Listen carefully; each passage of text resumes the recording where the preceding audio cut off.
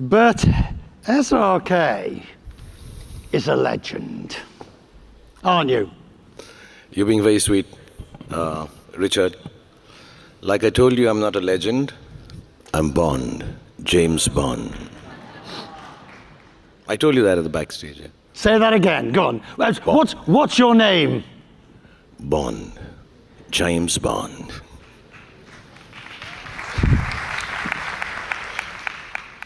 Would you like to play Bond? I'd really wanted to, but I think I'm too short. What about Bond Baddie? Baddie, yes, of course, I'm brown enough. If we look at your career, how many years? Now, I think actively including television, 33 years now. I've been actively working as an actor. But to have reached the level of stardom that you have reached, and for the length of time, is quite an achievement. It's more than that, it's a huge achievement.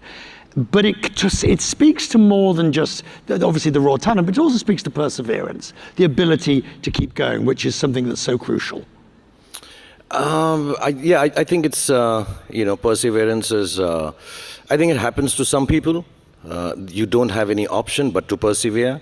So maybe when I was young, I lost my parents very early, and then you realize that, okay, there's no rewinding this, there's no coming back from death, and you have to continue, make the most of what you have. So I was kind of a youngish orphan, and I had to work my way through it. Or it could be just part of nature, it's the nature of the beast that you are just with dogged determination, you keep on working. Where does that come from? I don't know, I've always tried to analyze it, that, why do I do what I do? Why do I wake up in the morning and just start doing it all over again, even when it's... I think it taught me, the work that I do, making films, the result happens very suddenly. You think you made the best of films, you think it's the nicest of stories to tell, you think the world is going to love it, and you wake up on a Friday morning and realize it's the biggest flop of your career. And you're which happened? Which happens more often than not. Or sometimes you don't like a film and that becomes the biggest hit of your career, and you say, like, how did this happen? But what I realized, and I want to say this to everyone actually, and I say this to everyone who's working with me or people who know me, that on Thursday evening, because our films release on Fridays mostly, or Thursday evenings here in Dubai, so Thursday evening at home in Mumbai, I rinse myself with a 2-hour bath and rinse myself of the work that I've done. Because what happens... Well, hang on. Yeah. Let's talk about that bath. It's a ritual, yeah. Is it a ritual? I mean, do you put special oils and scents? Do you have bath salts? Do you prepare with candles? I'm not telling you my secret. You come and take a bath with me. Easy. I'm an actor. I'll show you how to do it. Should I take him up on his offer? You carry on, sir. Okay. No, but honestly, I do, because, I realize when you do a big hit film, it's done well and you're very happy and everybody's jumping around. Friday happens, Saturday happens, Sunday happens, and you realize this is a big blockbuster, but Monday I have to get back to work to make a better film. You made a flop film, Friday you're sad, Saturday you're crying, Sunday you're moping and you're not waking up from bed. Monday, you have to get back to work and start making a better film. So Mondays are for trying to make better films always, so you have to persevere. Okay, but let me be crude. You don't need the money. No, I need the money. Oh, you do? The bath oils are very expensive. Fine. If you had to define the quintessential SRK film, what would it be? I've said this before. I was telling you behind. I don't know when it happened, Richard, to be honest. I didn't realize it. I never wanted to be someone who's, like I say, peddling love or seller of dreams. I wanted to be an action guy with 8-packs and beat up people, be in a white vest, girl on my side with a Glock in my hand, and speak in baritone and things like that. But I never got the opportunity. I don't know. When I started off, suddenly everybody started to think of me as someone who's, promising hope, giving hope, and spreading love, like I spread my arms again and again. So I think my regular film would be a film that gives you hope, gives you goodness, gives you happiness, and at the end of it all, lots of good songs. Yes, but you've also, there's a great YouTube video, 4 minutes of your best entrances. Yeah. And there's a lot of action in them. Yeah, only entries, no exits. I just keep entering again and again. My kids get very, when I have 3 kids, and whenever that video plays, and I have to tell you a secret, we've compiled it from the office. I think it looks just very cool. It's not made by others, we've made it. So whenever a show like this happens, and if you allow me to show a video here, we'll show you me just entering some places, and very dramatically and romantically. But my kids make a lot of fun of it. Whenever I get a little serious with them, they'll just look at me and say, oh my God, he's doing those entries from his video, S-R-K. So it does become a... Do you want to give us an example? Oh yeah, I can do that. Yeah, I'm just, you want to walk along? With your permission, sir, we'll... If it's okay, yeah? Yeah, go on.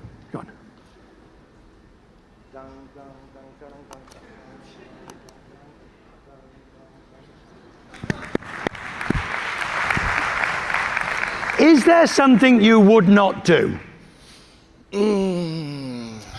On screen? On screen, I don't know. I wouldn't be... I'd like to give hope in my films. The stories that I tell, I hope they end with hope. I know I've done some really sad films also. I've done films which are tragedies. But somewhere down the line, I just hope that I can give hope in films. So I don't like to give hopeless cinema or hopeless stories, because I think in life and in businesses and in jobs and world, there's enough sadness. So you're extremely well known here, obviously because of the Indian population that is here and elsewhere. But you like it here. You have a home. You are not a here today, gone tomorrow person for Dubai. No. I spend a lot of time here. I have a beautiful house which has been given to me by Nakhil, and it's one of the nicest places in the world because nobody troubles me. And His Excellency the Prime Minister also just told me that he stays next to it. So the next New Year party is with him. He's a good neighbor, but it's really nice. I really enjoy being in Dubai. I really love being here. And you find the juxtaposition with going back to Mumbai? No, this is very easy. It's just 2.5 hours away. Right. So I keep dropping in. We come with the kids, and there's so much to do here. I'm sounding like the tourist ambassador of Dubai suddenly, right? Everybody asks about crossover, and I'm no different. Because the more I researched you, the more I wondered. I mean, all right, supposedly 2011 DiCaprio never happened. Supposedly, allegedly, Slumdog Millionaire you turned down, allegedly. Why hasn't the crossover taken place? I don't see why it should. You're a big enough name in your own genre, but why has crossover not taken place? I've said this honestly, but nobody believes it. So I'm going to say it to you very honestly. Nobody's ever offered me any work, crossover, of substance. I may have had conversations with people. I know lots of lovely people from the West, from the English film industry, from the American film industry. But nobody's offered me any good work. I hear actors talk about, oh yes, I want to crossover, I want to take Indian cinema. I think I still have to learn how to be able to deliver to the audience that likes me. And, instead of spreading myself too thin. And then, yeah, of course, if you've not been offered a job, how do you take it? So really, I've never been offered a film in Hollywood or in England. Yes, Slumdog was there, now that you mention it. And I spent a lot of time with Mr. Boyle, he's very sweet. But I was doing Who Wants to Be a Millionaire on television.